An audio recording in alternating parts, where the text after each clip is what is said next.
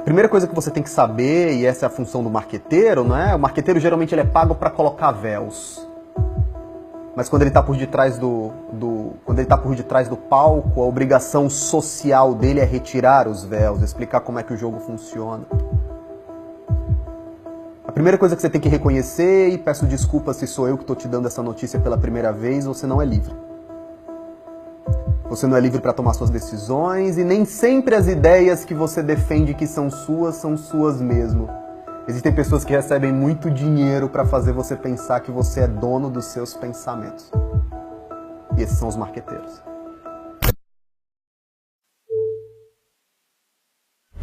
Não se engana mais do trabalhador como se enganaram em outros tempos. As 3 derrotas nas últimas eleições ensinaram o PT que, para sair do segundo lugar, era necessário deixar de ser radical.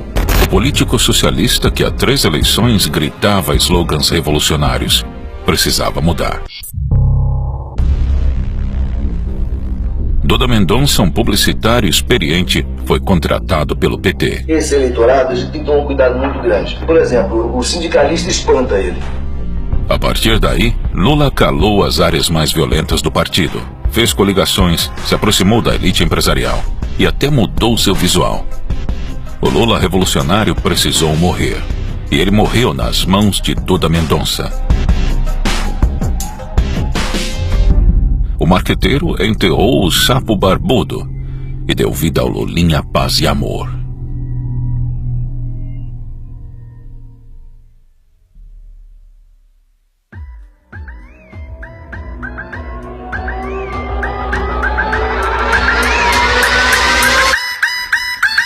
Prometo manter, defender e cumprir a Constituição. Promover o bem geral. E sustentar a integridade e a independência do Brasil.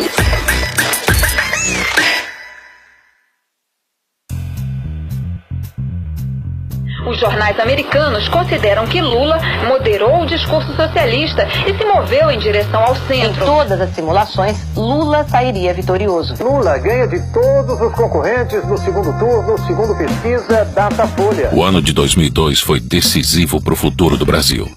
Com a mudança de personalidade de Lula, as pesquisas garantiam que dessa vez ele seria o presidente. Já certo no segundo turno, Lula apenas observou a batalha entre os outros candidatos. Em Serra faltava carisma. Ele representava a desprezada continuidade do governo anterior e dentro do próprio partido não tinha apoio. Parte do PSDB não considerava Serra forte o suficiente para derrotar Lula no segundo turno.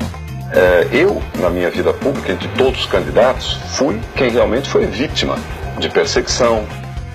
Entretanto, ele era reconhecido pelas conquistas como ministro da Saúde e demonstrava preparo acadêmico e experiência administrativa. Foi eleito em 2001 pelo Fórum Mundial o melhor ministro da Saúde do mundo. Mas de um questionamento não se livrava: se ele era ou não o candidato de Fernando Henrique.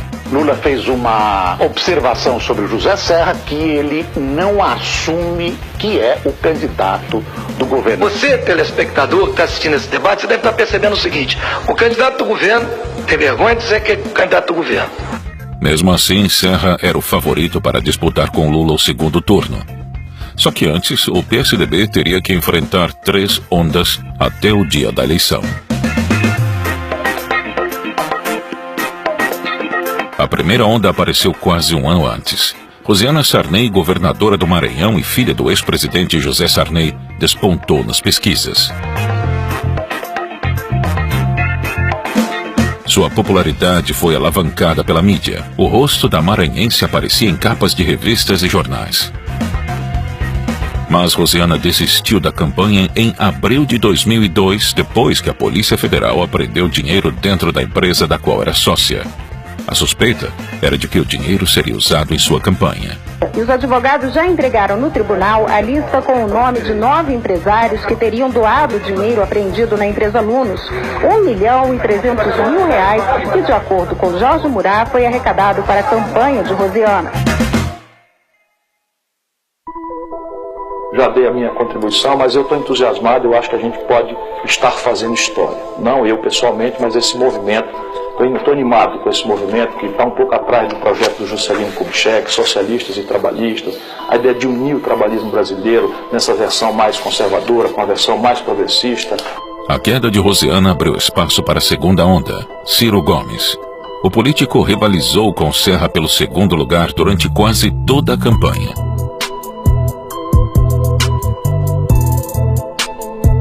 Ciro, candidato pelo Partido Popular Socialista, sabia como apresentar suas propostas populistas e a si mesmo. Uma de nossas propostas é trabalhar com os municípios para regularizar a posse da terra e iniciar um programa de construção de 300 mil casas populares por ano. Agradava a população, mas a fama de ser agressivo o prejudicava. O senhor não enxerga essa imagem que é atribuída ao senhor de uma pessoa de temperamento difícil, como disse a Fátima, o pavio curto? O senhor não enxerga isso nos comentários? Eu percebo, claro, que há aqui e ali, e na verdade se confunde um pouco pavio curto com uma certa afirmação. Eu sou um homem de convicções, é bem verdade. Ciro teve muita exposição na mídia junto com sua namorada, a atriz Patrícia Pilar. Em um mês, ele pulou de 11% para 28% de intenções de voto. O cearense estava derrubando o favoritismo de Serra e o tucano precisava reagir.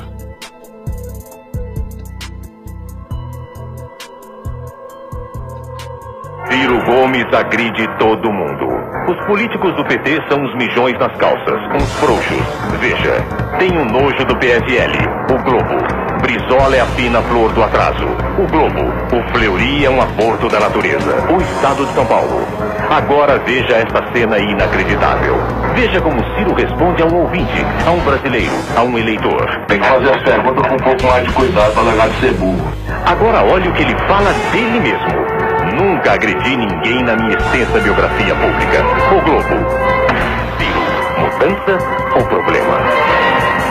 Com o início do horário eleitoral gratuito, Serra partiu para o ataque e explorou o desequilíbrio emocional de Ciro Gomes. Serra, você tem feito com milhões de reais uma campanha sórdida de agressões a mim. Ciro, mudança ou problema? O senhor tem agora uma ocasião, na minha presença, de fazer o ataque que o senhor me fez de forma clandestina. Nós estamos mostrando o que você disse. Se o Brasil aprendeu duas coisas nessa campanha, foi que a maior parte das coisas que você disse são mentira. Candidato, eu queria saber do senhor, os aliados do senhor atribuem ao senhor mesmo e ao que eles chamam de frases polêmicas que o senhor tem dito nos últimos dias, a que recente queda nas pesquisas. Se o senhor se arrepende, por exemplo, de ter se referido a um eleitor na Bahia como burro, uma frase que tem sido utilizada a exaustão pelo PSDB de José Serra. Na verdade, o que aconteceu foi o seguinte: eu fui no programa do Mário Kertz. Deu tempo que os estrategistas da campanha do seu José Serra armassem um cidadão, que agora eu já sei quem é, não é, para me agredir pelo telefone violentamente. A estratégia deu certo e Serra conseguiu quebrar a ascensão de Ciro. Mas o grande adversário a ser batido estava tranquilo. Que nós temos condições de retomar o crescimento da economia, de gerar emprego, de fazer a reforma agrária, que o emprego é a única coisa que dá, eu diria, dignidade ao ser humano. As pessoas gostam de trabalhar, receber o seu salário e no final do mês comprar o que comer para si e para sua família. É esse Brasil que eu quero construir. A especulação do mercado financeiro era grande. A Goldman Sachs, um banco de investimentos americano, criou o Lulômetro, que projetava o valor do dólar conforme a possibilidade de Lula ser eleito. Quanto mais chances do petista ganhar, mais alto era o valor do dólar no Lulômetro. Bancos estrangeiros rebaixavam a sua recomendação para realizar negócios com o Brasil conforme a vitória de Lula se aproximava. Na página 5 do relatório, porém, ele diz que se o candidato do Partido dos Trabalhadores, Luiz Inácio Lula da Silva, ainda estiver liderando as pesquisas no terceiro trimestre deste ano, os títulos brasileiros podem cair para 50 centavos de dólar. Agora, chegando de mais uma viagem, ele, que se Deus quiser, será o próximo presidente do Brasil, Luiz Inácio Lula da Silva. Lula era o favorito entre mulheres e idosos. Ele se beneficiava com a insatisfação do brasileiro e por ter participado das últimas 3 eleições. Sua luta já era conhecida, mas ele precisava demonstrar capacidade para governar um país marcado por crises econômicas. Lula e o PT foram remodelados para representar a mudança que o Brasil clamava. Ironicamente, o PT começou uma forte campanha contra a corrupção. Ou a gente acaba com eles, ou eles acabam com o Brasil. Show Corrupção. Uma campanha do PT e do povo brasileiro. Duda Mendonça conseguiu neutralizar o radicalismo e o despreparo de Lula. Houve uma descaracterização das políticas historicamente defendidas com a ajuda de um time de especialistas e acadêmicos. E para acalmar o mercado, Lula fez uma carta aos brasileiros. Prometia cumprir contratos assumidos pelo país e manter as principais medidas político-econômicas de FHC.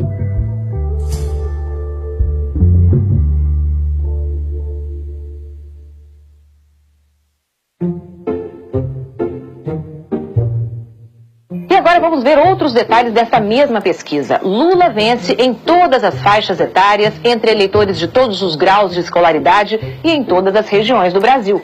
A briga é entre Garotinho e Serra na disputa pelo segundo lugar. Em setembro, a terceira onda surgiu para disputar com Serra. Antony Garotinho.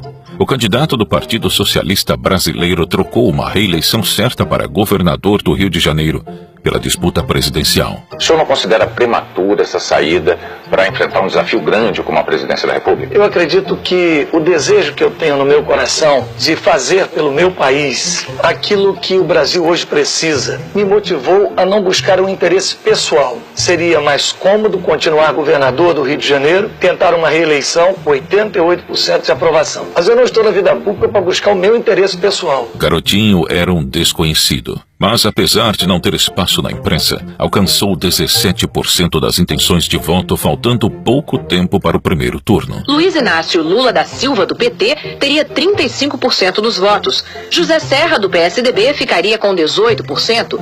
Antony Garotinho, do PSB, teria 17%. No dia do primeiro turno, Garotinho conseguiu os 18% dos votos previstos, mas Serra venceu a disputa pelo segundo lugar. Com 99,73% das urnas apuradas até agora, Luiz Inácio Lula da Silva recebeu 46,44% dos votos válidos. José Serra, 23,20%. Antony Garotinho, 17,87%. E Ciro Gomes, 11,98%. Com a vitória de Serra, Ciro e Garotinho se aliaram a Lula. Lideranças do partido se reúnem na quarta-feira.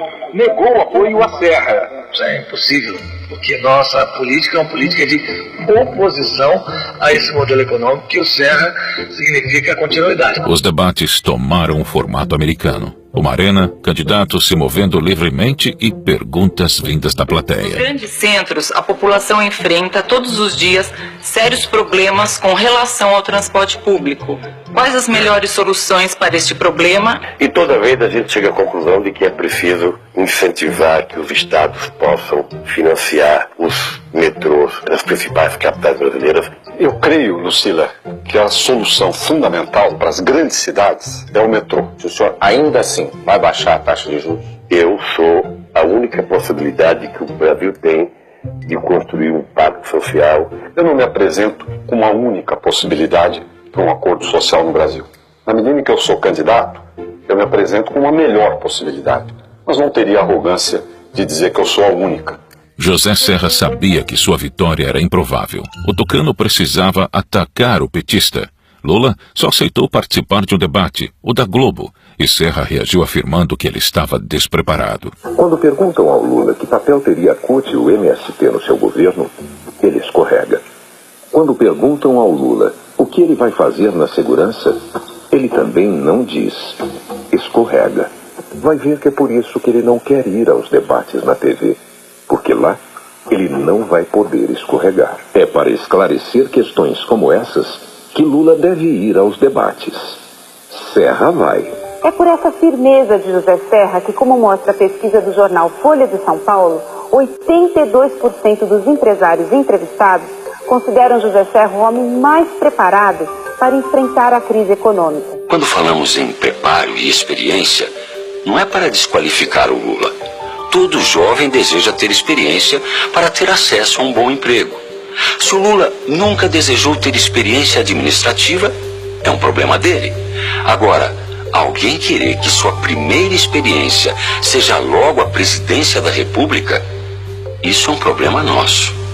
Além disso, o principal ponto de sua campanha eleitoral era amedrontar a população sobre o horror que seria o PT no poder.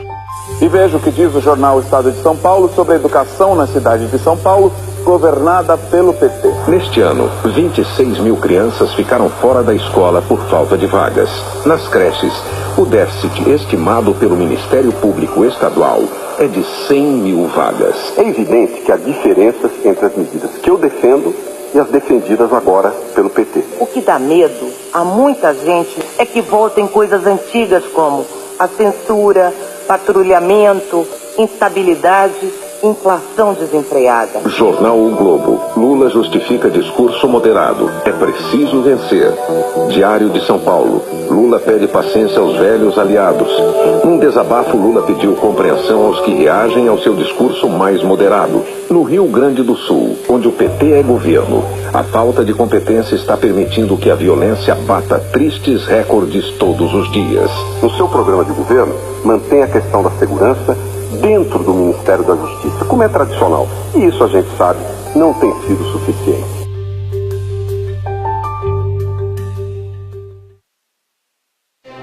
E atenção, são 9h19 da noite do dia 27 de outubro do ano 2002. Neste momento, o Tribunal Superior Eleitoral declara Lula matematicamente eleito presidente da República Federativa do Brasil.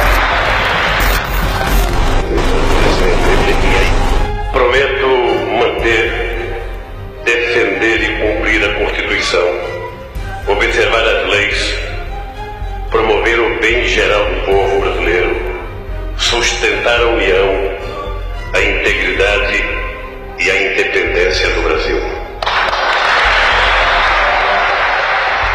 No dia 27 de outubro de 2002, as manobras do marqueteiro Duda Mendonça deram certo. Lula venceu com 61% dos votos contra 39% de José Serra. Declaro empossados nos cargos de presidente e vice-presidente da República Federativa do Brasil os senhores Luiz Inácio Lula da Silva e José Alencar Gomes da Silva, respectivamente, para o período de 1º de janeiro de 2003 a 31 de dezembro de 2006. 15 anos depois, o marqueteiro de Lula assinaria um acordo de delação premiada na investigação Lava Jato. O conteúdo das declarações é mantido em sigilo pela Polícia Federal até hoje. 1, 2, 3, vai! 1, 2, 3, vai! O Lula de 2002 era o Collor de 89, de terno elegante e barba feita. Falava o que a classe média queria ouvir e fazia promessas ao empresariado. A população depositava sua esperança nele como depositou em Collor. As classes baixas enxergavam nele um presidente ideal, um exemplo a ser seguido. Assim, a máfia petista se estabeleceu no poder.